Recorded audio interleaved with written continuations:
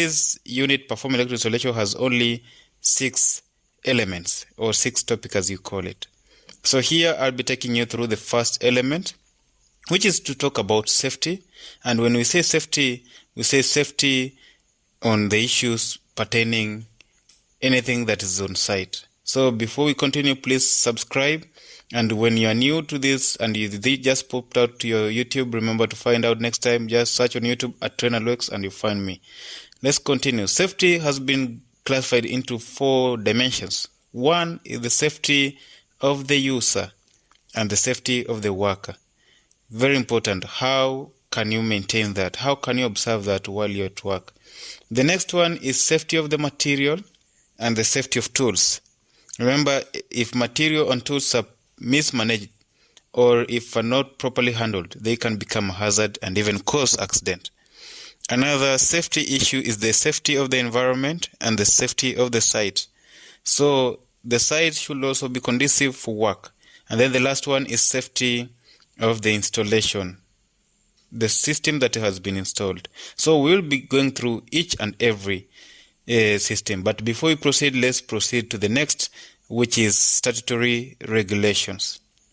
The regulations, these are things that help us or that guide us electricians in this field that we do. So statutory regulation, these are written legal framework, but they don't tell us exactly what to do or or how to comply, but tells us what to comply with.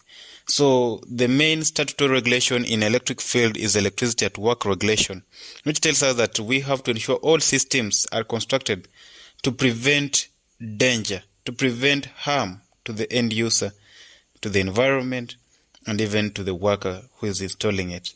So that's statutory regulation. On the other hand, we have non-statutory regulations. And in this case, this one helps us to understand more the statutory regulation. They help us know how to comply with the statutory regulation. For example, we have the IE regulation. Currently, we have a 17th edition. I don't know if they have upgraded to 18th edition of IE regulations, which tells us precisely on how to carry out our electrotechnical work safely in order to meet the statutory regulation of EWR, which is electricity at work regulation. So that's few about the legal framework in electrical field. Remember, when you are summoned in court because you have neglected any regulation, remember the regulation that are used to charge you in court is non-statutory regulation. We use IE regulation to show compliance and not the statutory regulation. Quickly, let's go through the safety of the worker. So as a worker, I'm talking about the electrician, the electrical operator, the electrical technician in the field. So it's your mandate to ensure that you have to wear protective gear, the personal protective equipment. So if you are an electrician, remember to wear safety gloves when you're working on live system. Remember to wear a safety helmet when you're working on a construction site, so that if anything is falling on you, you are free and safe from it.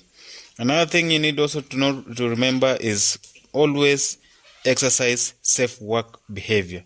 Ignorance and carelessness is the source of injuries in electric field. Another thing you need to also understand is the proper handling of tools and equipment. All tools and equipment should be properly handled. And when I say properly handled, I mean use the tool for the correct task. If you don't have the right tool for the task, it's better you don't do the task at all. Then proper handling of heavy loads.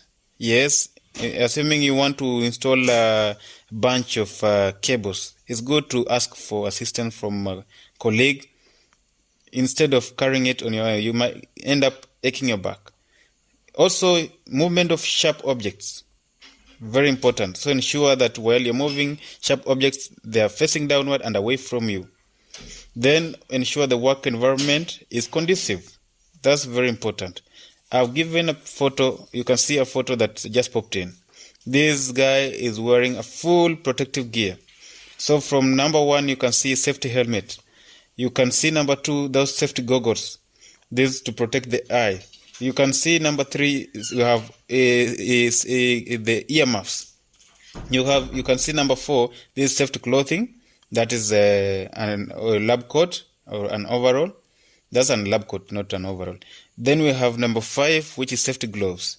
Number 6, you can see safety boots, and all that are types of PPE or a protective gear. So it's very important to ensure that you keep that in mind. Another thing we need to, like I've said, the safety of tools and equipment. Tools, if are not properly taken care of, can cause injury. They can become a hazard. Remember, hazard is anything that can cause harm. Anything. It can be a tool, it can be a material, it can be a person. If a person is employing poor working habit, it can become a hazard. So it can be the system itself. So when it comes to tools, ensure that tools used for intended task. Also ensure that tools are stored in their racks or kits. After use, the tools should be cleaned. Wipe them to be free from dust, oil, or grease. Ensure that the cotton waste for cleaning, you don't use just anything that you can cause wear and tear on the tools.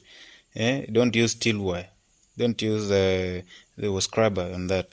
Cutting tools should be sharpened from time to time.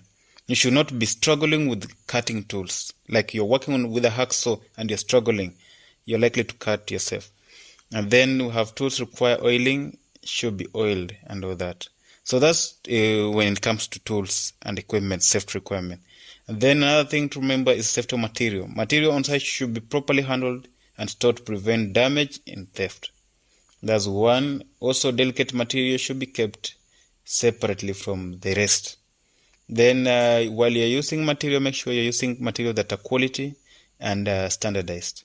Because when you're working with let's say you're working with fluorescent lamps, and then the tubes are substandard. So what happens if it fractures while you're fixing it on the roof and it's facing you? And assuming you're not protected your face with the safety goggles and helmet in that case, or the face shield, you're likely even to get damages from the glass breakage. So that's why we first start with the safety awareness as one of the things. I understand that safety, if you're doing this competency-based training, is covered in the unit called Occupational Safety and Health Administration, the OSHA. So in this case, I'm just repeating for you.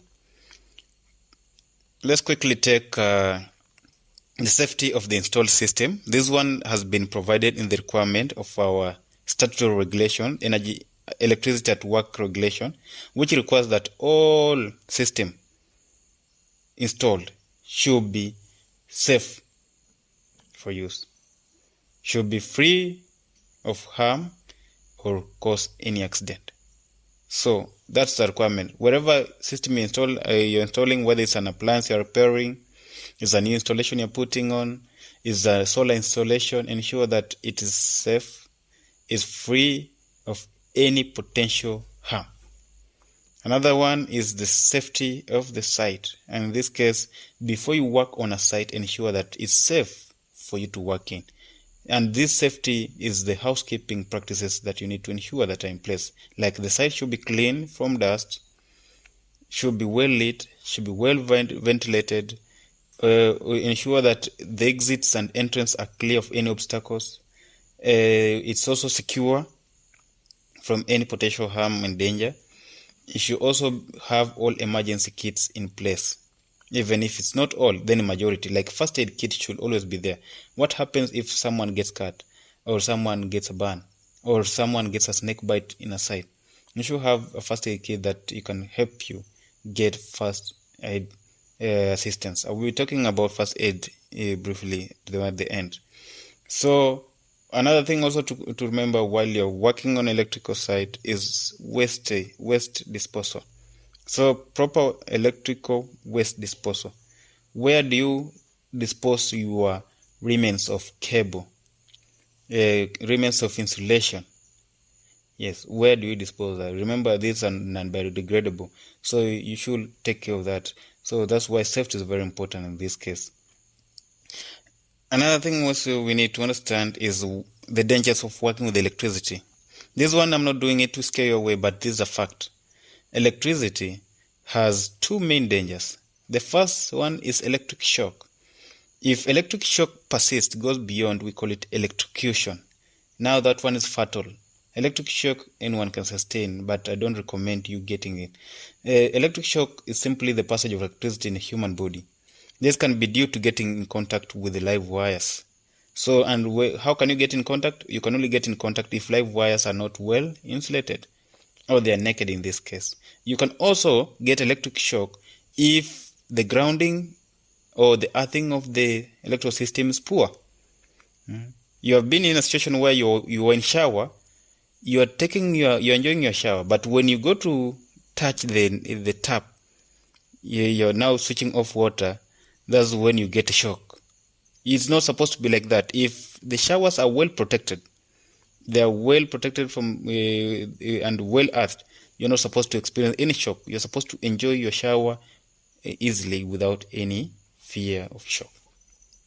In case of electric shock, this is how you proceed with your first aid. Remember, treatment is the final step, but before treatment, you find someone in a shock, whether he was handling a socket, or maybe just had in contact with a switch that is not properly insulated and it got a shock.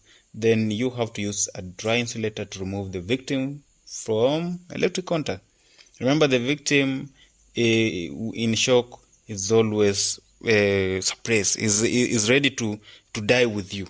So remember, you use dry piece, can be a blanket, can be a dry piece of wood to remove the pain. Then after that, take away the victim from the place where the shock has occurred. This one reduces the shock trauma. And if the victim has stopped breathing, carry on the kiss of life. Yes, the artificial respiration method, that's what we call the kiss of life.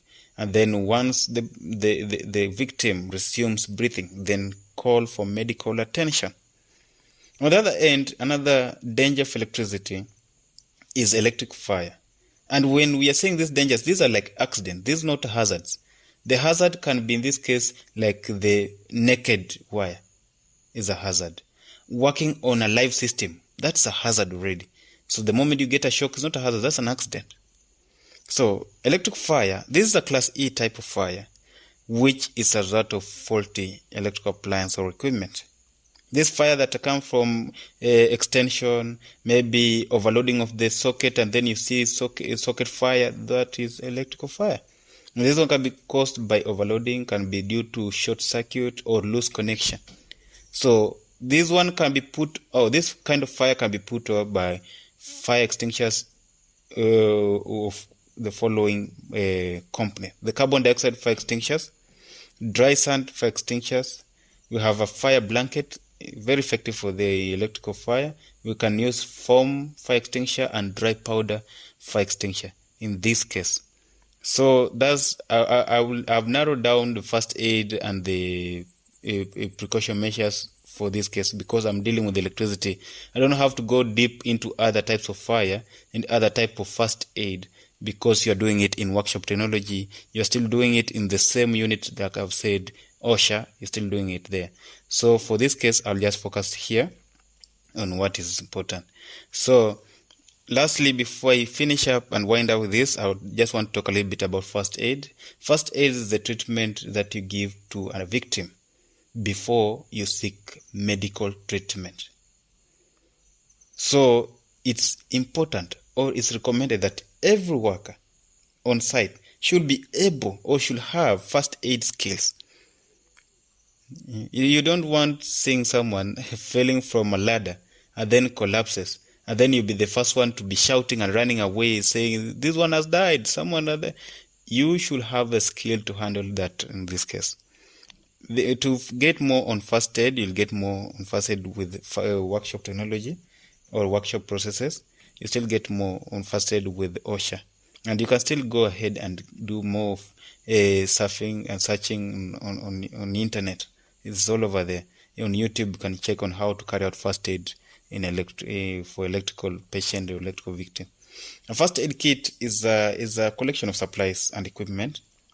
The basic content in a first aid kit usually is a pair of scissors, painkillers, surgical spirit, eye drops, eye pads, cotton wool, adhesive plaster, roller bandages, petroleum jelly, and sterilized dressing.